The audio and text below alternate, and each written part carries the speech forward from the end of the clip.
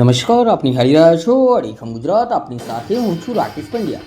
આજે દેવદિવાળીના પાવન અવસર પર અમે આપને લઈ જઈશું ગુજરાતના મહીસાગર જિલ્લા તરફ, જ્યાં આદિવાસી સમાજની વર્ષો જૂની અને અનોખી ધાર્મિક પરંપરા જીવંત બની છે.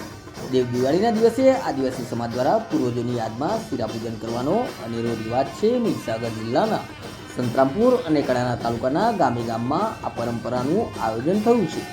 સંતરામપુરનું ભંડારા ગામ આ પૂજનનું મુખ્ય કેન્દ્ર બન્યું છે. રાજ્યના પૂર્વ શિક્ષણ મંત્રી અને સંતરામપુરના ધારાસભ્ય ડૉક્ટર કુબેર ડિંડોરે પોતાના વતન ભંડારા ખાતે આ પરંપરા મુજબ પૂર્વજોની શિરાપૂજનમાં ભાગ લીધો હતો.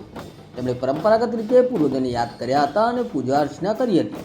આ તકે રાજકીય આગેવાન હોવા છતાં ડૉક્ટર કુબેર ડિંડોર સમાજના લોકો સાથે વળી ગયા હતા. તમે દ્રશ્યોમાં જોઈ શકો છો કે ઢોલ નગારાના તાલે તેઓ પરંપરાગત આદિવાસી નૃત્ય કરતા જોવા મળ્યા, જે આદિવાસી સંસ્કૃતિ પ્રત્યેની તેમની ભાવનાત્મક આસ્થા અને જોડાણ દર્શાવે છે.